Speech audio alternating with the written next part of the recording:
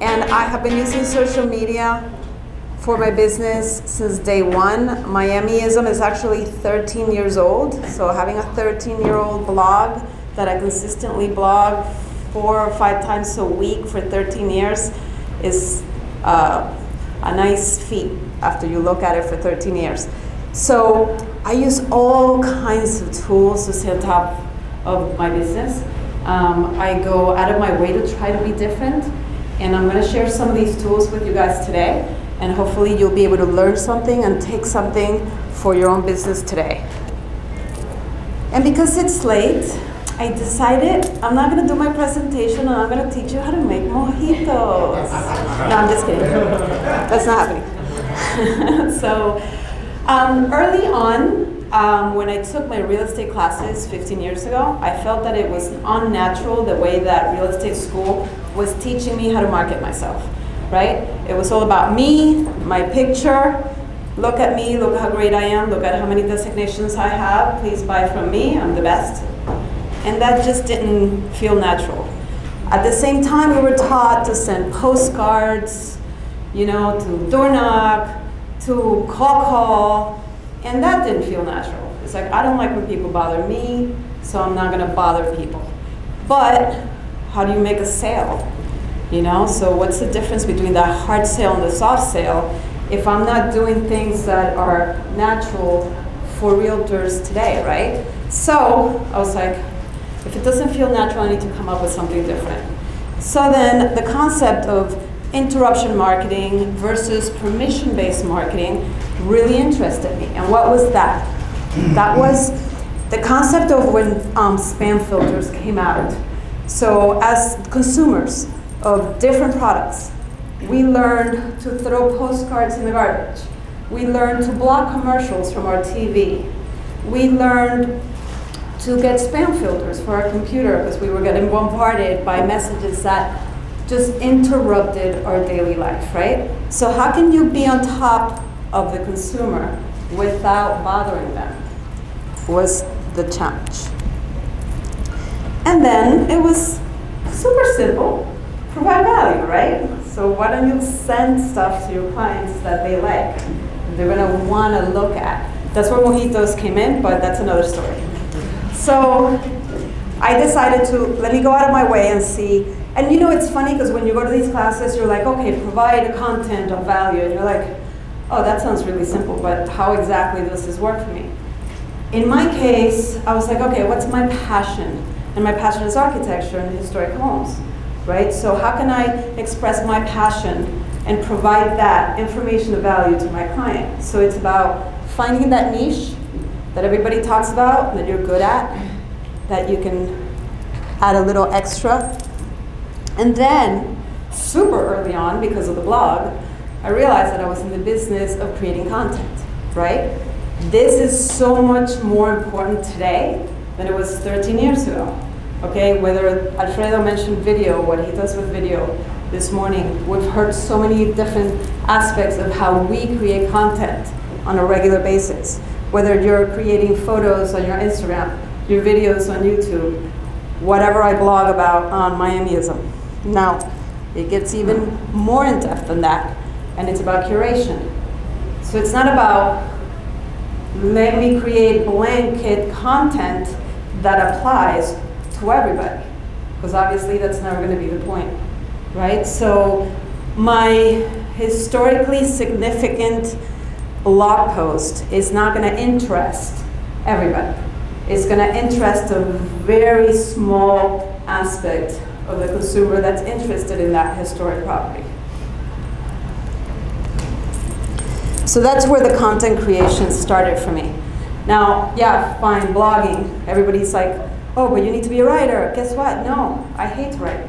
I'm not a writer. I've just become really good at it. And the beauty of blogging, it's your voice, it's the way you speak. So you can make mistakes, you can be human. I would find grammatical errors 3 weeks after publishing an article, and I would be scared, I would be just like terrified. And then I realized that it made me human, right? And people like doing business with other people and not businesses. So it was okay to be human and make mistakes. The curation came later for me. Curation to me came when Twitter started evolving. So Twitter was a communication that we used 13 years ago just to say what's up to people around the country. And it has become a way for news media to give and project news and curate news. So I learned to pick certain people on Twitter that would give me certain type of news. And that sparked the light bulb. It was, okay, if I'm going to this guy for tech news, and I'm going to this person for historic news, why can't I do the same thing? So I started curating what kind of content I provide to certain people. And here's where it gets interesting. So your database, not all your contacts are created equal. I was so happy to hear you say it this morning as well. So what I do is I segment my database. It's very granular. So it's not about everyone that contacts me gets put on this CRM and I send the same content to everybody. That's never gonna work.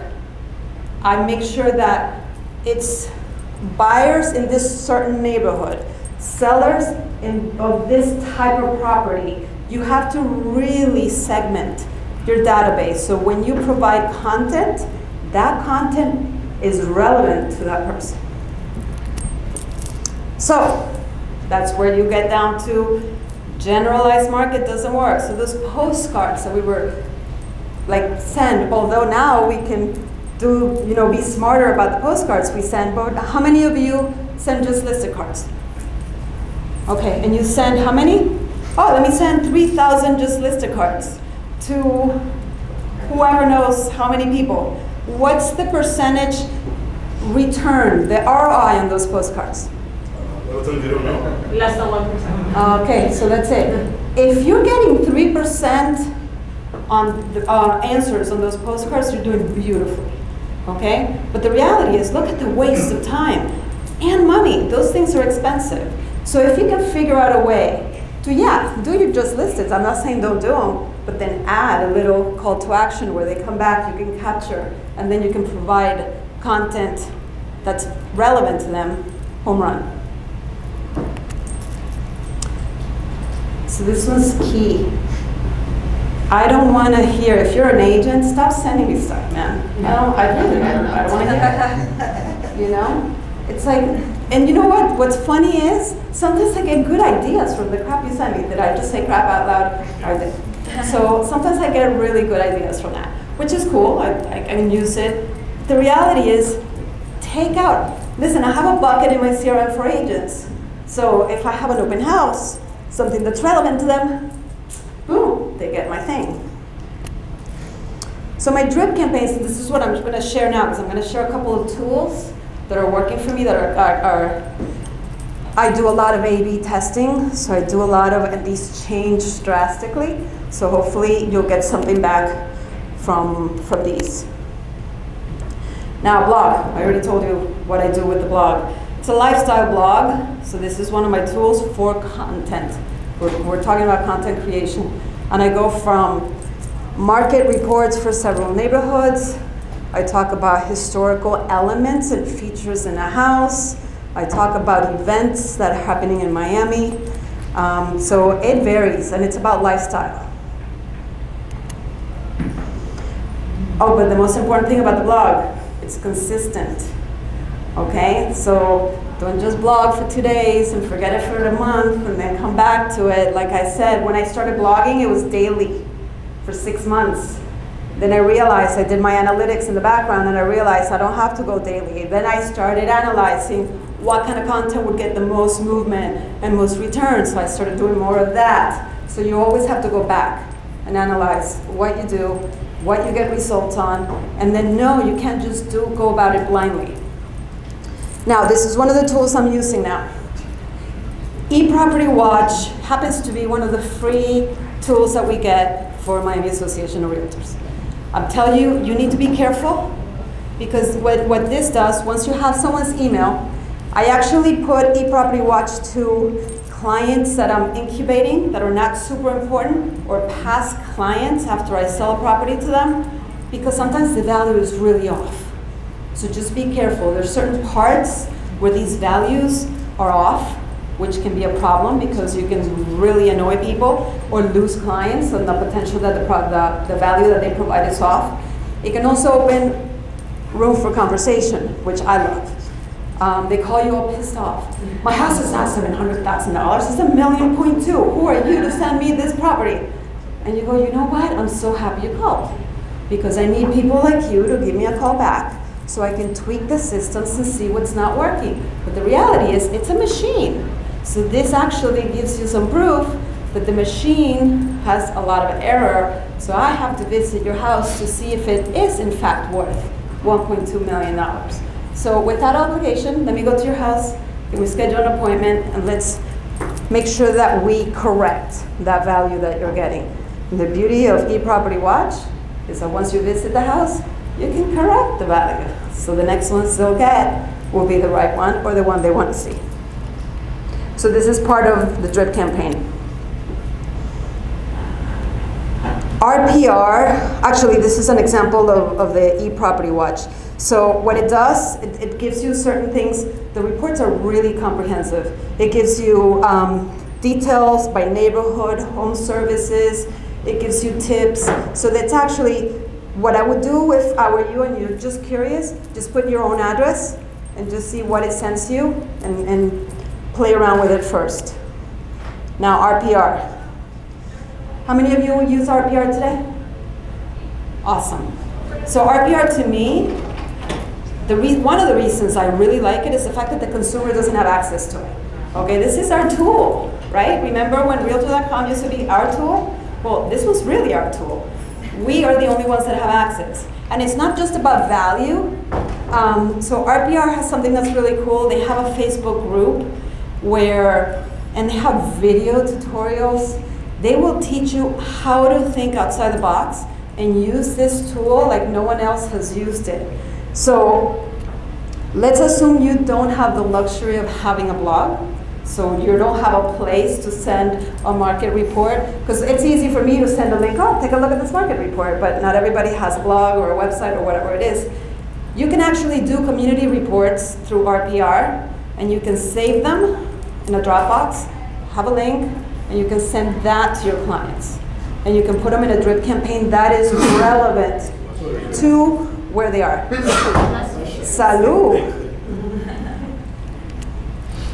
The market activity reports in RPR are super cool because you can select your maps, you can go like in really small areas, you can be generalized as well, but they're super comprehensive.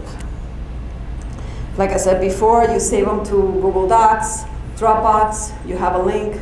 Now I go even further with this. I use these for Facebook ads. There's nothing, the beauty of Facebook is that when you're capturing a lead from Facebook, Alfredo said this morning that when he door knocks, his goal is to get an email. Well, Facebook gives you an email, which is fantastic.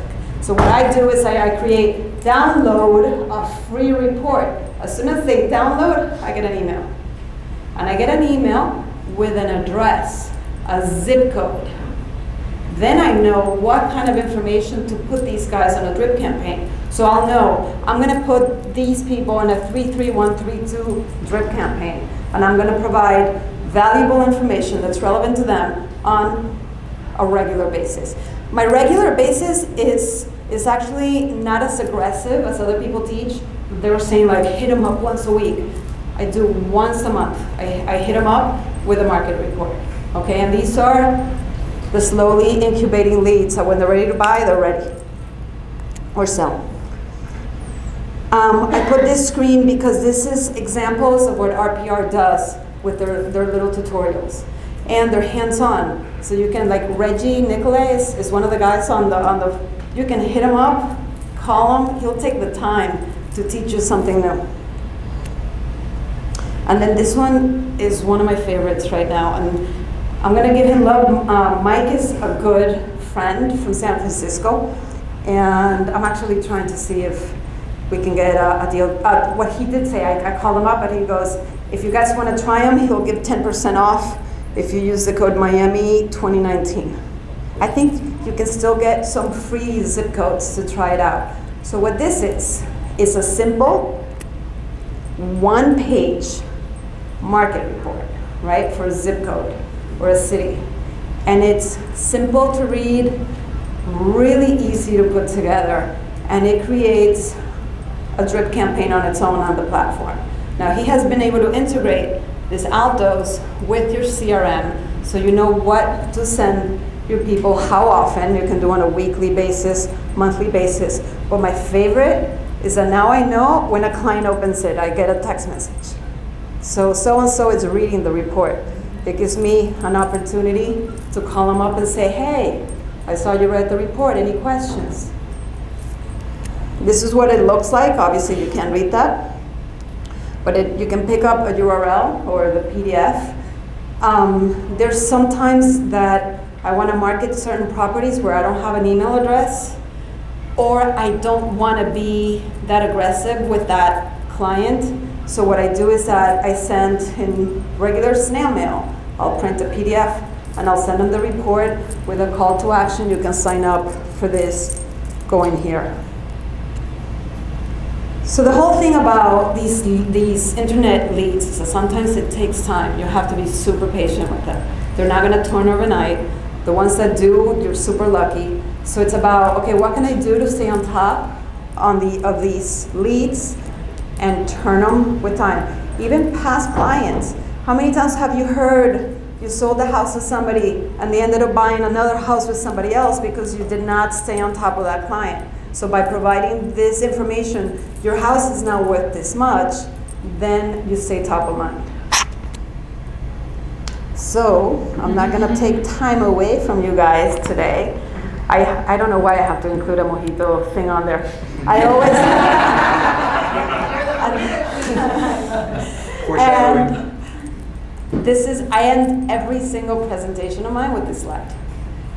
We actually, Wesley and I were talking about this last week. Do you know how much business you can make, extra business, by just answering your phone? Do you know how much business I get from like people saying, oh my God, you answered your phone. I'm trying to sell my house. No one answers their phone. Answer your phone. That's what separates good agents from bad agents, believe it or not. And I'm Miamiism everywhere except Twitter. Just because I've been on there for so long, I'm Ines there. I got my 4-letter word and on Twitter. So feel free to contact me anytime. I'd love to exchange ideas, any tools, any things that you're using differently. I'd love to always try new things. So feel free to contact me. And if you have any questions, let me know. So thank you guys.